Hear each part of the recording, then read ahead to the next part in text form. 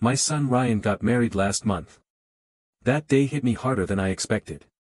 At the wedding, Ryan asked his stepdad, Kevin, to give the father's blessing speech. He said Kevin had been more of a dad to him lately. I congratulated both of them, but I left early.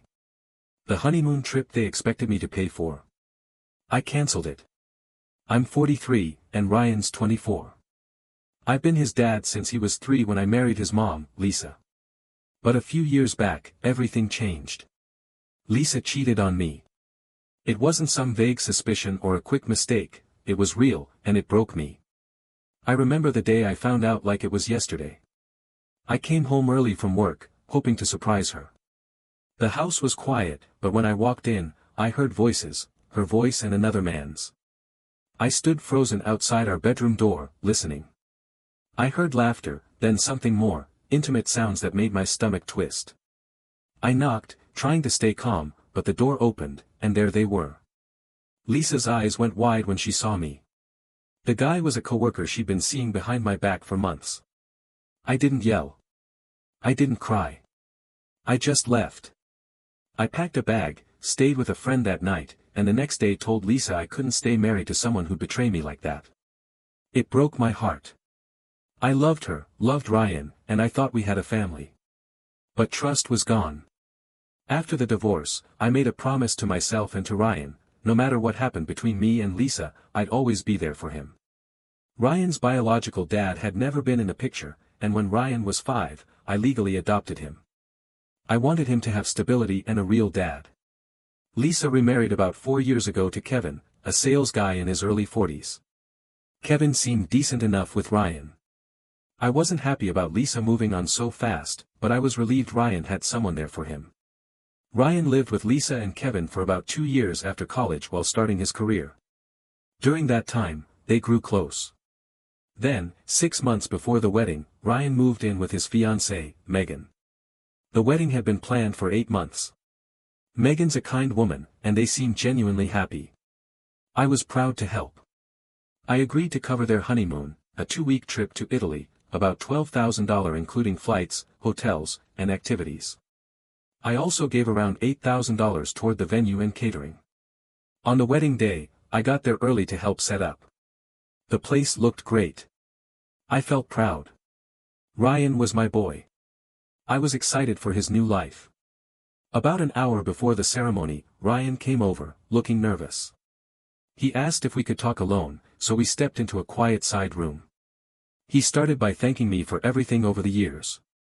Then he said something that crushed me. Kevin had stepped up lately, giving career advice and day-to-day support while Ryan lived with them.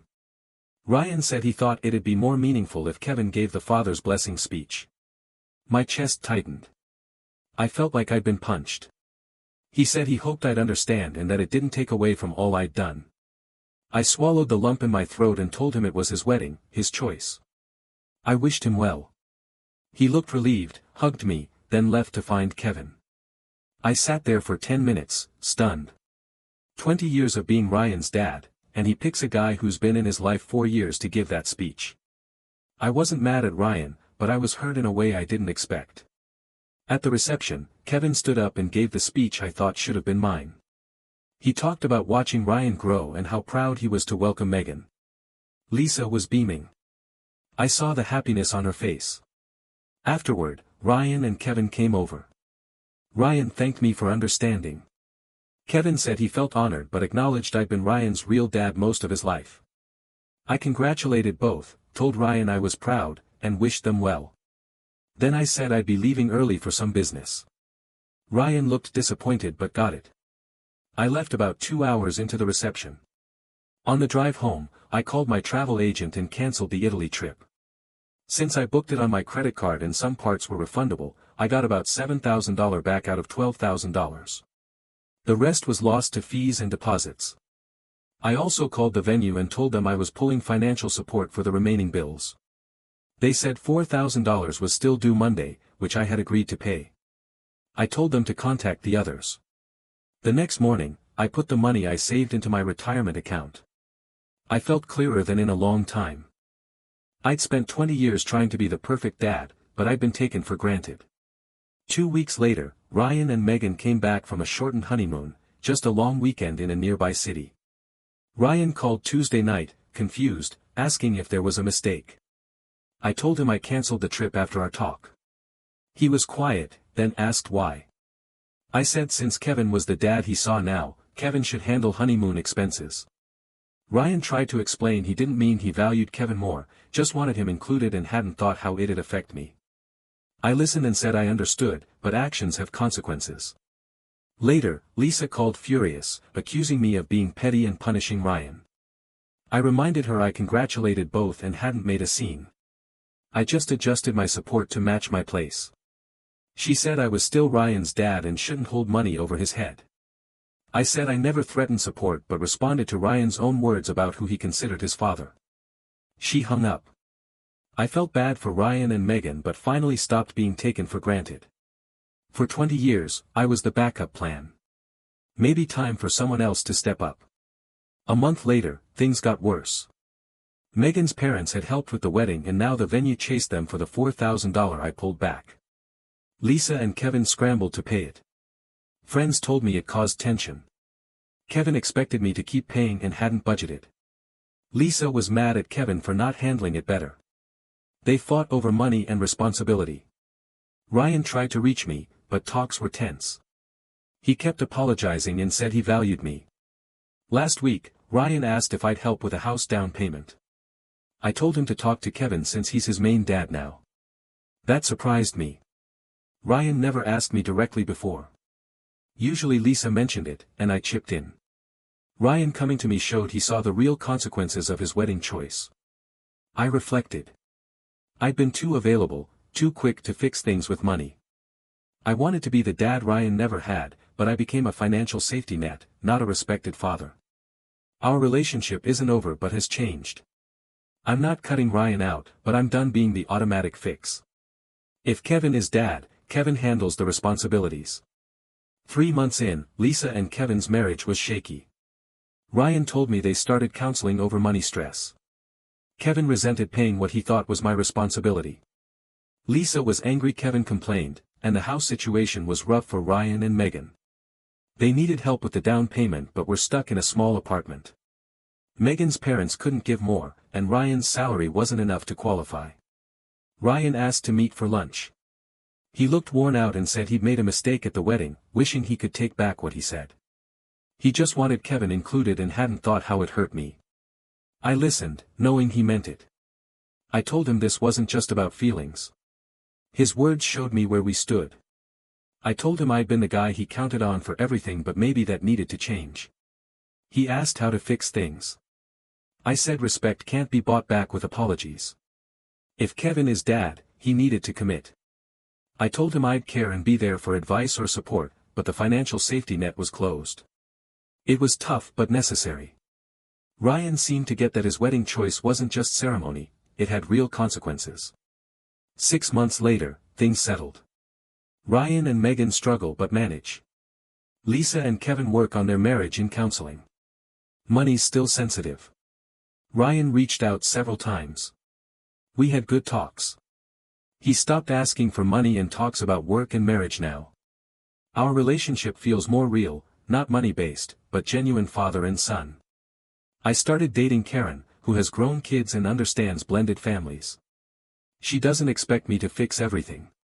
We're taking it slow, and I enjoy being valued for who I am. The money saved from wedding and honeymoon went to home repairs and retirement. I'm in the best financial shape in years and sleep better not worrying about the next request. Kevin stepped up too, helped Ryan get a better salary and taught him money management. Having someone else take the dad role actually helped Ryan grow. Looking back, Ryan's words hurt but clarified things. I'd been the steady provider for 20 years but never asked for real appreciation. Sometimes people need to face consequences to see what they've lost.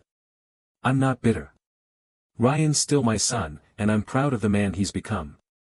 Now our relationship is built on respect, not money. That's healthier for both of us. Sometimes the best gift is letting someone stand on their own. It had been a couple months since the wedding, and while things had settled on the outside, there was still tension running underneath. Ryan and I were talking again, but it wasn't like before. There was a quiet weight to our conversations now, like both of us were tiptoeing around the truth we didn't want to say out loud. One Sunday morning, I got a text from Ryan. "Hey Dad, you free to talk? Just need your ear for a bit." I said sure and called him. He sounded tired. Not just physically, but emotionally drained. "Things aren't great," he admitted.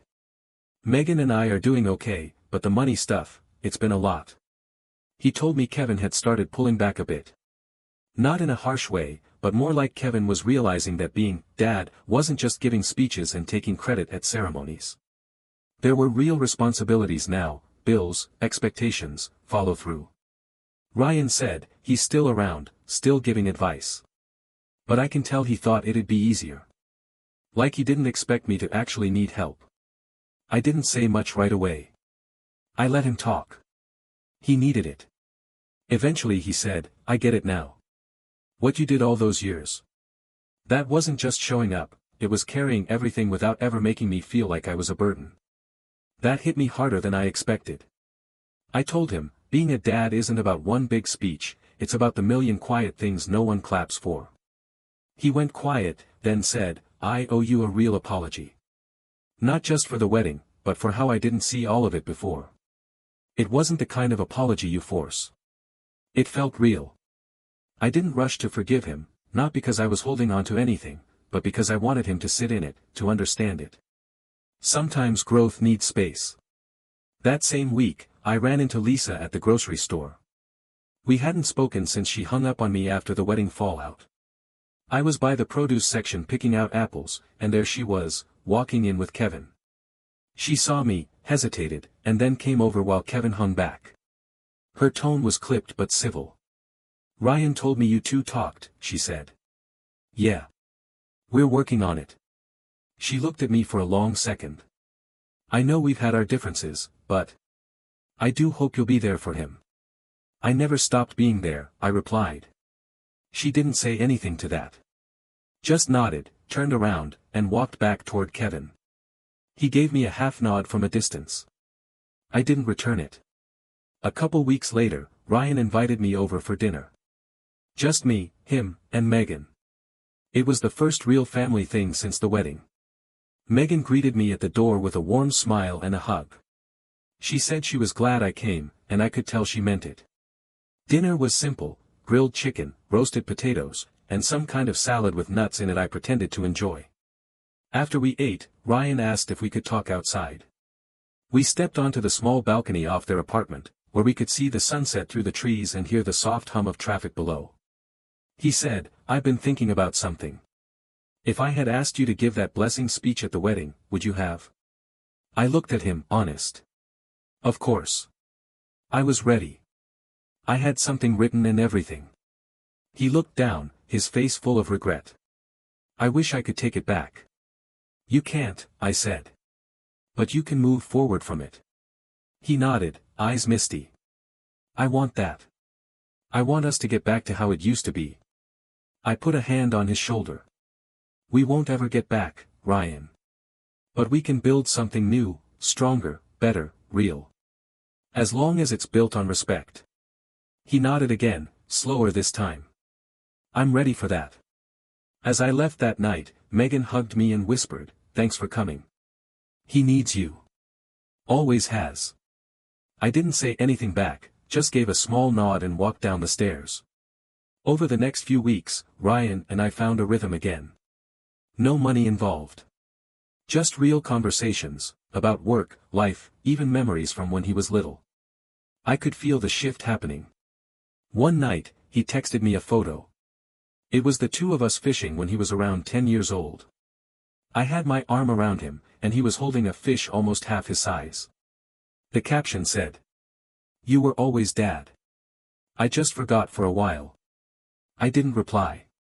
I just stared at the picture for a long time and let the quiet truth of it wash over me. A few months had passed since that dinner on Ryan's balcony. The air between us was clearer now, less tension, more honesty. We weren't back to where we'd once been, but we were building something new, something steady. Still, I couldn't help but notice how much of this progress was emotional, conversations, apologies, shared memories, but the practical stuff, the hard responsibilities. Those were still hanging awkwardly in the background. One afternoon, I got a call from Ryan. "Hey, Dad," he said, voice flat. "Do you have a few minutes? I need some advice." I told him to swing by the house. I was on the back porch sipping coffee when he pulled up. He looked tired, dark circles under his eyes, shoulders heavy like he was carrying something too big for one person. We sat down and talked for a while. He didn't beat around the bush. "Megan and I are behind on rent," he said. "Kevin said he can't help right now. Things have been tight at their place since the wedding." I didn't say anything at first. I just listened, like I always had. "I'm not asking you for money," Ryan added quickly. I don't know what to do." There it was again, what I used to call, the pause. It was that small gap after he said he wasn't asking for money, but kind of was. He wanted help, just not directly. I nodded slowly. "You working full-time still?" "Yeah. But Megan had to cut back her hours. Her mom's been sick, and she's been helping out." I looked at him. I saw the weight of adult life finally catching up. He'd built a family, but he was learning that families come with bills, responsibilities, choices that don't always feel fair. "Here's my advice," I said. "Sit down with Megan. Lay everything out. Be honest with each other about what you can and can't do. Then go talk to your landlord before he comes to you." He blinked. "That's it. That's it. Be a man about it. Own your situation. And stop waiting for someone else to fix it for you." He didn't look hurt, just thoughtful. I think he knew what I meant. As he was leaving, he turned around at the door. "Thanks for not just handing me a check." I smiled a little. "You're welcome." About a week later, Megan called me. It was the first time she'd reached out directly without Ryan. She sounded a little nervous. "Hi, Mr. Daniels, Tom." "It's all right, Megan," I said. "What's going on?" "I just wanted to say thank you. Ryan told me you gave him some advice, and it really helped. He talked to the landlord, and they worked out a payment plan. We're still tight, but we're figuring it out. Together." I appreciated her call more than she probably knew. I told her I was proud of them both for facing it head-on. Before she hung up, she said something that stuck with me. "You've been more of a father to Ryan than anyone else in his life. And I know that's not always easy to see from the outside, but I see it now. It was the kind of thing that catches you off guard." I sat on the porch a long time after that call, thinking about how far things had come. A few days later, I ran into Kevin at a hardware store. I almost didn't recognize him at first, he looked thinner, and older somehow. He saw me and gave me a nod. I returned it. We both ended up in the same aisle, plumbing supplies, oddly enough. He glanced over. "Ryan's doing all right?" "Yeah," I said. "Figuring things out." He gave a tired smile. "He asked me for help a couple weeks back. I couldn't. Things with Lisa and me haven't been great. I didn't ask for details. Didn't need to." Kevin sighed. "I thought I could step in and be everything. The dad, the provider, the mentor. But it's different when it's real. When there's no one to fall back on." I looked at him, really looked. "Being a father isn't just a title," I said. "It's a commitment. And it never really ends." He gave a slow nod. "Yeah. I'm learning that." We stood in silence for a few seconds. Then he said, "I know I took something from you at the wedding." I shrugged. "You didn't take it. Ryan gave it." He didn't argue. Just nodded again. "Before we went our separate ways," he said, "you did right by that boy. I see that now." By early fall, Ryan had started picking up extra shifts. Megan found part-time work that fit around her mom's schedule. They were making it work. No handouts. Just effort. And every time I saw them, I felt a quiet pride. Not because they needed me, but because they didn't. Ryan came by one Sunday with a 6-pack of beer and some steaks. "Thought we could grill," he said. We talked about normal stuff, football, work, his car needing new tires. He didn't bring up money once. It was just father and son, enjoying the day. As he was leaving, he said, "I don't think I ever understood what you carried. Not until I had to carry it too." I clapped him on the shoulder. "That's how it works. You don't know what the weight feels like until it's yours."